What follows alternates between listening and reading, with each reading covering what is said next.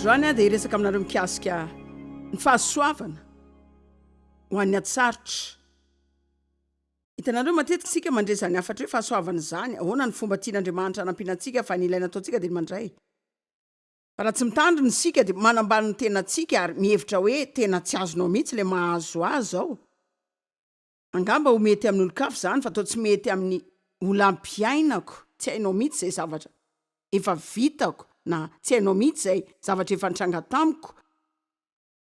Fanambinan'Andriamanitra ho an'ny tsy mendrika zany, Andriamanitra manao zavatra ho an'ny olona tsy mendrika an'izany. Raha teto ianao maleriva dia hainareo fa nanomboka tamin'ny teny tao amin'ny Romana 5:9 izay milaza fa fony mbola tao anaty fahotana sika. Andriamanitra naniraka ny zanany ho faty ho andratsy fanahy.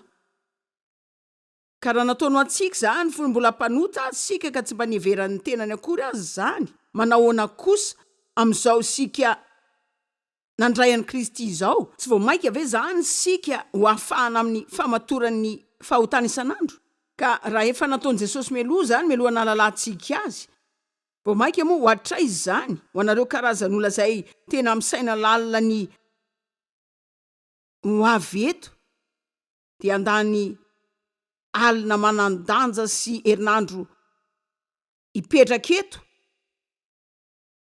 andreny ten'Andriamanitra sy idera azy. L'Andriamanitra aza naniraka ny zanany ho fato anao melohan'ny nalalanao azy. Anahoana riny amin'izay ho ataonao anao amin'izao? Fa tsy saika mandeha irery foana isika satria tsy tena sahy tanteraka mba hiezaka angataka ny tsara indrindra zay natokan'Andriamanitra ho antsika. Tsy misy tafahoatra zany ny angatahanao aminy. Averiko indray, tsy misy hoe tsy ampy izany ao amin'Andriamanitra, tsy misy hoe mitandrina be zany ianao sao dia laninao ny ao aminy ao. Ny tsy mendrika anao no ao aminy. Tiantsika rehetra mihitsy rehefa misy mitsimbina isika. Tena mahafinaritra ilay fitsimbinana anao. Fa mbola misy famaritana amin'ny ihany koa ny fahasoavana izay tena fiovam-piainana ho atanteraka zany efa henoko ilay sombo tamin'ny fitsimbinana. Fantatro fa Andriamanitra nanao zavatra tsy mendrika ho ahy. Kristianina efa fotoana maro fa tena kristianina be korotana, tena kristianina be kizitina. Ary azoko antoka androany fa na dia betsaka aminareo aza ny eto tena tian'Andriamanitra nareo dia misaina mikasika azy. Tsy mieritreritra izay mba hoe analavitra azy zany nareo dia mbola kizitina ihany nareo. Misy karazana korotana eo amin'ny fiainanareo, fisavoritana maro.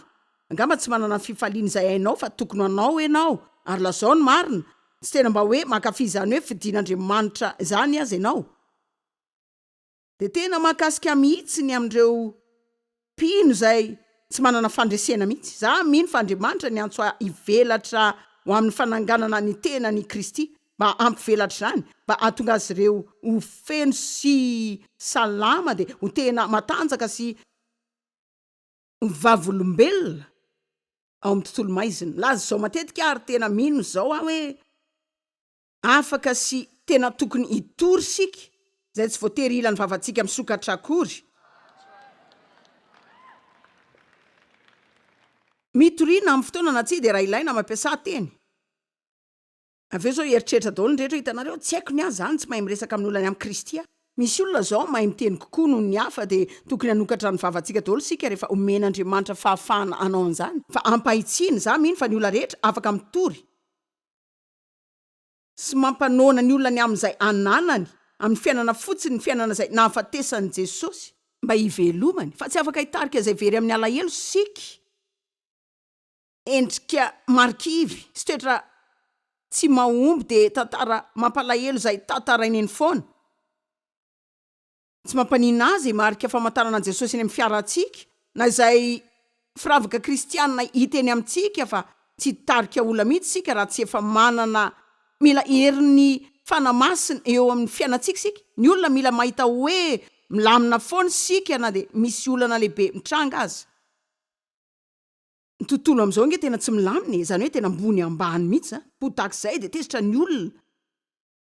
Izany hoe mahita karazana tezerana sy aromotana maro sika any velany ihany fa tsy voatery ho tahaka izany sika na manahoana zava-misy eo amin'ny fiainantsika raha mbola haintsika foana koa zany mifandray amin'ny loha rano-keritsika zany. Zao raha tena azavana sika de ho takantsika tsara koa fa tsy isy zany loharanom-pahazavana zany raha tsy efa avy nitsofoka atao amin'ilay loharanokeriny aloha zany. Impiry zao sika no miezaka mba moka hery nefa le izy tsy mifandray akory. Zao mila mitohy amin'ny fifandraisana sika, mila tena miankina am' Jesosy sika, mila mihoatra noho ny makany am-piangonana isan-kerinandro sika. De ilay 10 na 15 minitra kely zay tsy atondranao amin'ny herinandro sarotra akory zay misy antsika am'izao. Mila mihinana eo amin'ny fanatrehan'Andriamanitra sika, mila mihinana ny tenin'Andriamanitra ka mihoatra ilay mira fotsiny hoe Jesosy ianao no ivon'izany rehetra zany, tokony ho izy tokoa no ivon'izany rehetra zany. Amen. Ny hoe mino an Jesosy Kristy nge tsy resaka fitantarana marika na fomba mpivavahana na fandehanana ny am-piangonana fotsiny. Za tena manaiky ny fandehanana ny isan-kerinandro fa mbola mila tena atao andohantsika eo fa zany de mihoatra ny hoe ho any am-piangonana Jesosy ihany no ivon'ny fiainantsika de mila mifandray aminy foana sika fa hoe misy hery vonona ho antsika. Fa tiako takatrareo fa ny fahasoavana de tsy mendrika atsika zany. De raha mianatra baiboly amin'ny dictionnaire grika ianao, lazainy fa fitsimbinana ho an'ny tsy mendrika zany sady hery zany. Ka ny fitsimbinan'Andriamanitra zany ny fahasoavany, manome famonjena antsika, mampifandray antsika amin'Andriamanitra, fa manome antsika hery koa zany, ivelomana amin'ny fiainana de andehanana amin'ny fomba zay tsy ny ankafizantsika rery ny lalantsika ihany fa ny anana ny fiainana mahafinaritra koa de afaka ijoro vavolombelona eny amin'izay rehetra aleantsika. De antany anareo ina moa no mitranga eo amin'izao tontolo izao? Raha ny olona rehetra zay mitona ho kristianina no manao toetra iraisana tsara daholo.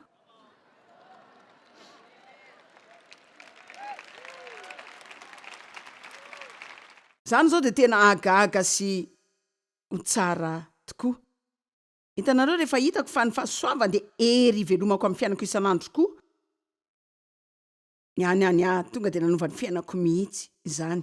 Fahasoavana de nanan-danja indrindra tamin'ny apôstôly. Ny ankamaroan'ny taratasy ho an'ny fiangonana de manomboka amin'ny hoe ny fahasoavana sy ny fiadanana ho ampitomboana aminareo amin'ny anaran'i Jesosy. De hitako ihany koa ankehitriny fa ny ankamaroan'ny soratanany farany de hoe ny fahasoavan'Andriamanitra ny ameny fonareo sy ny sainareo ao amin'i Kristy Jesosy ilay fiainana mandrakizay. Na ho aminareo mandrakariva ny fahasoavan'Andriamanitra ao amin'i Jesosy Kristy. Paoly tsy nanao hoe salama veloma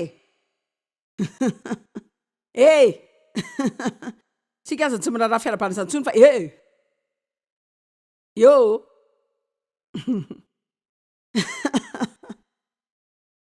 efa tena niala amin'ilay lazan'ny Paoly mihitsy sika hoe zany hoe raha mahitanao izy de manao hoe ny fahasoavana sy ny fiadanana no ampitomboana ho anao amin'ny anaran'i Jesosy.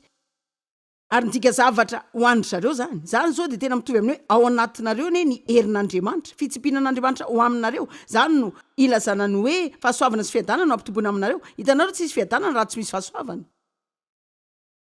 Tsisy azona fiadanana zany raha tsisy fahasoavana. Zany no nanambarany azy roa ao anaty soratanany maro. Ahoana ary no nananako fiadanana amin'ny fiainako raha tsy efa misy fitsipinana sy hery teo amin'ny fiainako. Ka ny marina pahitsiana rehefa mihira ny fahasoavana magaga sika de mila matakatra sika fa tsy hira fotsiny zany. Fahasoavana tena zavatra mampitolagaga. Zany hoe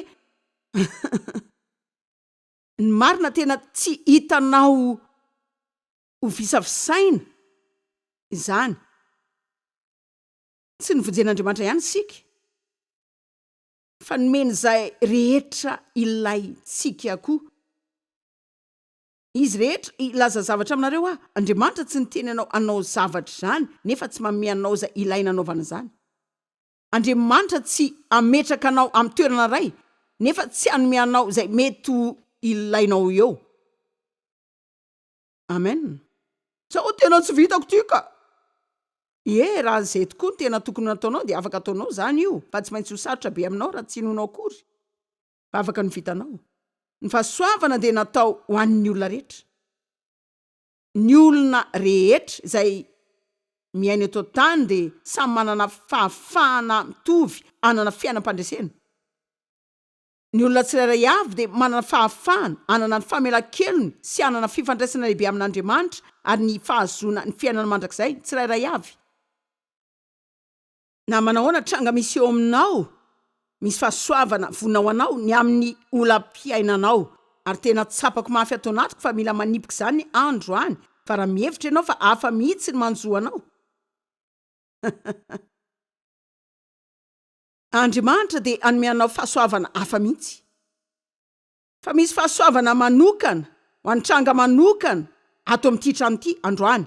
Hitanareo ny hevitra efa ela be hafa ny dia tranga hafa mihitsy. Satria izaho dia naolan'draiko taloha fa hitako avy eo hoe Andriamanitra nanana fahasoavana ampy andresy ny olako manokana, ka nanao tongotro amin'ny vatolampy sy nanandratra ny lohako, ka nanao zavatra mahafinaritra mihoatra noho izay tany am-piandohana ho lasa ny tsara indrindra.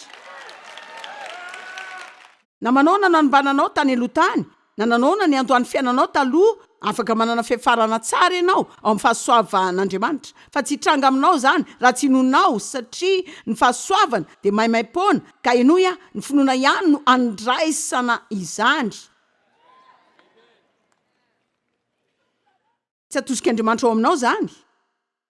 Tsy anao izay andraisanao izany izy. Raisinao ampinono izany. Angatainao izany. Manetry teny eo ambany tana maheriny ianao. Andriamanitra, tena tsy vitako ity. Tena tsy vitako ity. Tsy haiko ny fomba anaovana azy. Tsy hitako izay ataoko, ka na dia anao an'io aza dia tena tsy anana hery anaovana izany. Fa mangataka anao anampy ahy. Mangataka anao anao izany amin'ny lalako aho. Amen. Ore olona isaky ny manomboka mahatsapy izany ianao dia manomboka mamahy, nivesatra. Sy ireo lalana izay mitady ho tsetsina rehetra. Izany ianao ilay misarja telefona, na koa ny solosainanao. Ianao mihitsy misarja ny tenanao, ianao efa inona ary izany zao ry Joyce? Izany hoe maka fotoana fotsiny manao tanjonao amin'Andriamanitra dia milaza hoe Andriamanitra mila anao aho. Ampio a Jesosy. Fa tena anao tia. Ampio mba ho tony. Za tsy te ho lasa dala amin'ny tenako izany dia tsy te hilaza zavatra maro izay mety hanenenako aoriana kely aho. Ampio a. Raha vao misy mandratra ny fihetsem-ponao, aza manao izay andresena izany, aza miezaka manao izay amelana azy fotsiny, fa tonga dia atombo eo amin'izay misy anao mihitsy. Raha tsy afaka ataonao amin'ny feo mafy dia ataovy ao anaty ao, Andriamanitra ampio amelaza, laviko ny fahatafotoinana, laviko ny hijanona amin'ny atezerana, tsy avelako angala tramiko na dia indray andro aza ny devoly. Ampio a.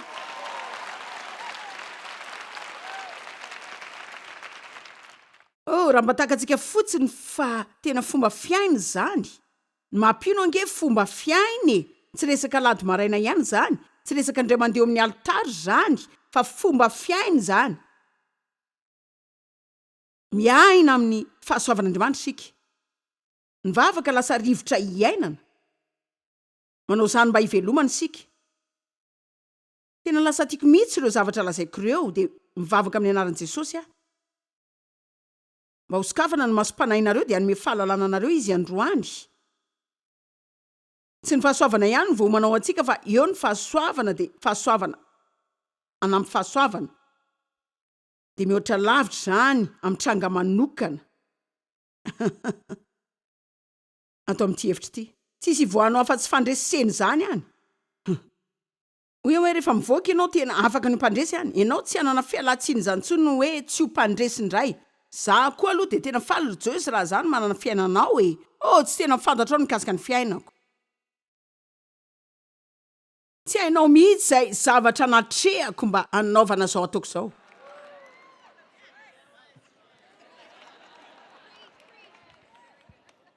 Zaho hitanareo raha nanana fanomboam-piainana tsara zao dia mba afaka ny faly ihany koa dia tsia.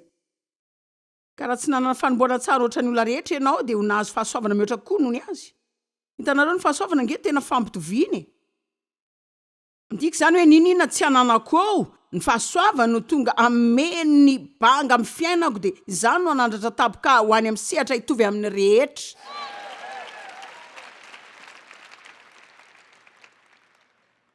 Zay ny tsy mampaninina amin'izay toerana ny ainganao fa ny zavatra tokana hijoro eo anoloan'ny olona sy ny fandreseny dia ny hafainganana na ny fahelany eo amin'ny fiainana izay hitodiany tanteraka amin'i Jesosy dia ianarany mandray fanampiana avy any aminy. Jakoba 4:1.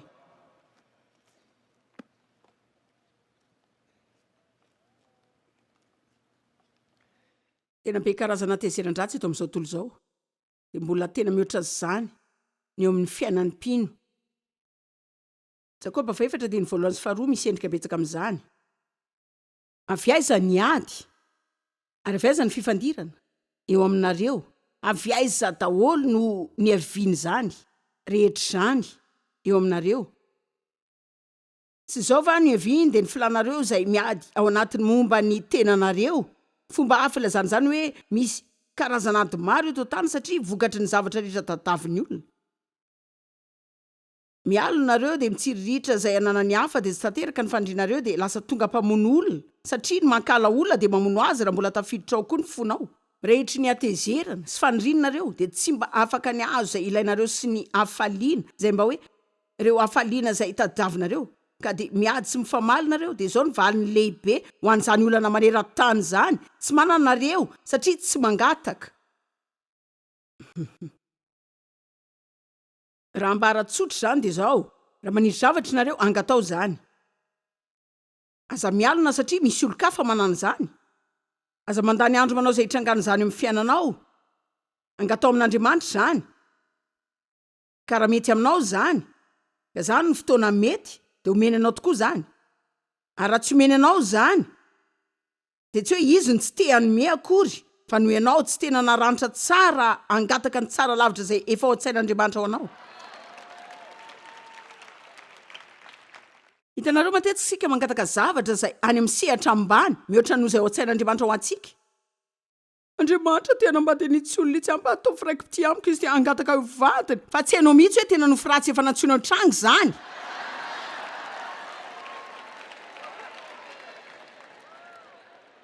Maninona sika ny tsy tena matoky azy? Maninona ny tsy tena manome voninahitra azy ilaza hoe Andriamanitra za mino fa raha zao tokoa ny tena ilanao firy aminareo ny mino fa Andriamanitra afaka mampitranga zavatra rehetra. Eny ary jereo, raha zany tian'Andriamanitra hitranga aminao dia afaka ampitrangany zany. Ka mivavaka ianao dia avelao Andriamanitra anao ny safidiny. Ary tsy mila manany amin'izany ianao, niza nareo no any dia zany foana. Raha tena matoky an'Andriamanitra ianao, Andriamanitra dia afaka manome anao ny fitsibinany marina. Amen. Tsy manana nareo satria tsy mangataka. Mihoatra noho ny fiadiana sy ny fiezana manao izay hitrangana zany aminareo. Mangata. Tsy manana nareo satria tsy mba mangataka. Zao. Misy karazana zavatra anankiray eto tahaka ny sandwich anananantoka fa tena sa angataka tokoa nareo. Betsaka ny olona tsy angata zavatra amin'Andriamanitra satria tsy mahatsiaro ho tia mangataka amin'Andriamanitra izy ireo dia tsy mendrika ny mba angataka izay mba tiany zany. Za efa nanao antsoina be dia tsy afaka mangataka amin'ny an'izany aho. Ary tena mahaliana mihitsy ny fomba fahavantsika ary na zaza mbola tratran'izany fa manomboka nahita fa imbetsaka sika no mampiasa ny teny hoe fotsiny ao anatin'ny vavaka. Andriamanitra raha mba tia fotsiny izao. Raha ampianao fotsiny raha mba avelanao fotsiny raha ohatra fotsiny hoe raha ohatra fotsiny dia ianareo ndika zany za raha fa mahazo mba andehanana fa lazainy hoe sa mangataka isika tokony amin'ny fahasahiana eo amin'ny seza fiandrianana dia mahay mavita mihoatra izy dia mihoatra lavitra noho izay mety ho afaka saintsika fa jereo fa tsy fantatrareo izy ianao amin'ny Kristy. Raha mbola mahita ny tenanao ilay famoronana taloha ihany ianao ka tsy mbola mametraka ilay natiora vaovao mihitsy hoe tsy hainao mihitsy ianao hoe izy ao amin'ny Kristy dia tsy takatrao izay zavatra mitranga rehefa nandray any Kristy ianao fa ianao dia natao fahamarinan'Andriamanitra ao amin'ny Kristy fa ianao no hamarinina sy natao marina ho toy ny tsy nanota mihitsy ka izay fanameloana rehetra anao dia nesorina tanteraka sy no fafana ary hitan'Andriamanitra madio amin'ny rano ianao avy eo.